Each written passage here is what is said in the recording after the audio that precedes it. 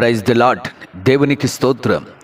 క్రీస్తునందు ప్రియ సహోదరి సహోదరులారా, మన ప్రభును రక్షకుడునైన యేసుక్రీస్తు నామములో మీకు వందనములు తెలియజేయుచున్నాం.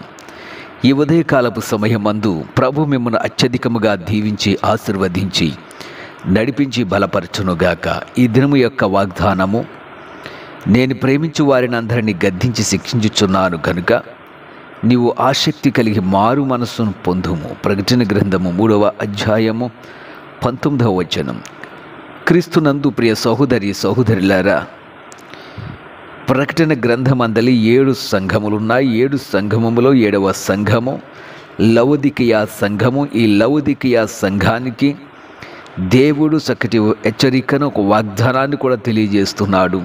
ఆయన చెప్తున్నాడు, నేను ప్రేమించు వారిని అందరినీ గద్దించి శిక్షించుచున్నాను గనుక నువ్వు ఆసక్తి కలిగి మారు మనసు పొందుము. దేవుడు ప్రేమించు వారిని ఆయన విడిచిపెట్టాడండి.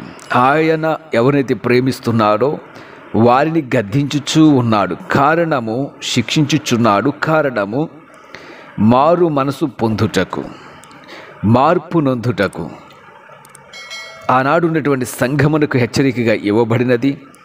ఈనాడున్న సంఘాలు కూడా మారు మనసు పొందవలసిన ఆవశ్యకత ఎంతైనా ఉన్నది. అంతేకాకుండా దేవుని బిడ్డలమైనటువంటి మనలను దేవుడు ఎందుకు గద్దించి శిక్షించుచున్నాడంటే మారు మనసు పొందుటకు.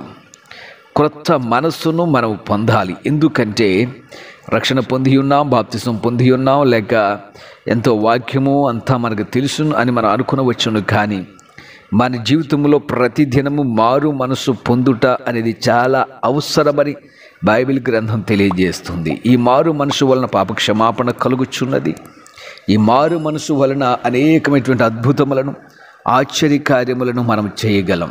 ప్రియ సహోదరి సహోదరులారా, మీ జీవితంలో శిక్ష లేక మీ జీవితంలో బాధలు కలుగుచున్నాయా? నేను దేవునికి ఎంతో ప్రియమైన దానిగా, ప్రియమైన వాడిగా జీవించుచున్నాను, నాకు ఇన్ని బాధలు కష్టములు నాకు వస్తున్నాయని మీరు అనుకుంటున్నారేమో. దేవుడి మిమ్మల్ని ప్రేమించుచున్నాడు. మీరంటే ఆయనకి ఇష్టము గనుక ఆయన గద్దించుచున్నాడు, శిక్షించుచున్నాడు. కారణము చిన్న బిడ్డలను తప్పు చేయకుండా మనం ఏ విధంగా అయితే గద్దిస్తామో, శిక్షిస్తామో, అలాగ తన బిడ్డలమైనటువంటి మనలను ఆయన గద్దించి శిక్షించుచున్నాడు. ఎందుకంటే మనసు మార్చుకుంటావని. నీవెప్పుడైతే మనసు మార్చుకుని ఉన్నావో అప్పుడు దేవుడు నీ జీవితంలో అద్భుతాలు చేస్తాడు. మనసు మార్పు పొందకుండా దేవుడు నీ జీవితంలో కార్యములను చేయలేడు. ప్రియమైనటువంటి వారులారా, ఉదయకాల సమయంలో వాక్యం వింటున్న మీ జీవితంలో కార్యములు జరగాలంటే, అద్భుతములు జరగాలంటే మీరు మార్పు నొందాలి. మీ జీవితాలు మార్చబడాలి. పాత రోత జీవితాలు, లోక సంబంధమైనటువంటి శరీరాశులు, శరీర ఇచ్చలు, ఈ లోక సంబంధమైనటువంటి శరీర కార్యములన్నీ కూడా మీ జీవితము నుండి అవన్నీ కూడా నశించాలి. మీరు క్రొత్తగా జన్మించిన శిశువులను పోలిన వారై ఉండాలి. అందుకే యేసయ్య అంటున్నాడు, మీరు మార్పు నుండి బిడ్డల వంటి వారైతే ఎదిగిన పరలోక రాజ్యంలో ప్రవేశించారు. మత్తయి సువార్త 18వ అధ్యాయం 3వ వచనం. ప్రియమైనటువంటి వారులారా, మార్పు నొందాలి. మార్పు నొందిన తర్వాత చేయవలసింది ఏమిటంటే పాప క్షమాపణ. ప్రతివాడు యేసు నామమున బాప్తిసం పొందాలి. అప్పుడు మనకి పాప క్షమాపణ కలుగుచున్నది. అపోస్తలుల కార్యము 2వ అధ్యాయం 38వ వచనం. క్రీస్తునందు ప్రియమైనటువంటి వారులారా, క్రొత్తగా జన్మించిన శిశువులను పోలాలి. మార్పు నొందిన బిడ్డలను మీరు కనుక పోలి ఉండినట్లయితే దేవుడు మీ జీవితంలో అనేక మేళ్లను, ఆశీర్వాదాలను చేస్తాడు. ప్రియ సహోదరి సహోదరులారా, దేవుడు మిమ్మల్ని గద్దిస్తున్నప్పుడు విసుకవద్దు. ఆయన మిమ్మల్ని శిక్షిస్తున్నప్పుడు విసుకవద్దు.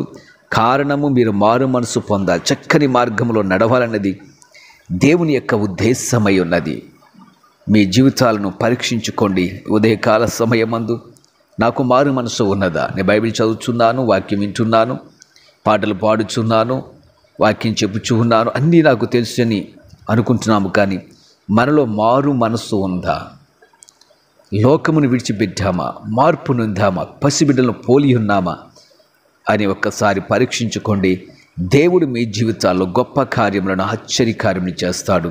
అట్టి ధన్యత దేవుడు మీకు అనుగ్రహించును గాక. ఆమెన్. ప్రార్థన చేద్దాం. ప్రియ పరమ తండ్రి, జీవాధిపతి, రక్షకుడా, విమోచకుడా, నీ బిడ్డల యొక్క జీవితాల్లో మార్పును కోరుకుంటున్నారు, మారు మనసును కోరుకుంటున్నారు. నీ బిడ్డల జీవితాల్లో మేలు కార్యములు జరగాలంటే మార్పు లేక మారు మనసు అవసరమైనది. ప్రభు, ఎంతమంది మారు మనసు లేకుండా శాపము క్రింద మగ్గుచున్నారు, వారందరి జీవితాల్లో వాక్యము ద్వారా మారు మనసు అనుభూతిని దయచేయండి. మార్పు నుండి బిడ్డల వంటి వారై నీ రాజ్యమును చూసే ధన్యత నీ బిడ్డలకు అనుగ్రహించి ప్రతి ఆటంకాలను తొలగించి జయక్రీస్తుగా మీరుండమని యేసు నామమున అడుగుచున్నాము తండ్రి. ఆమేన్, ఆమేన్, ఆమేన్.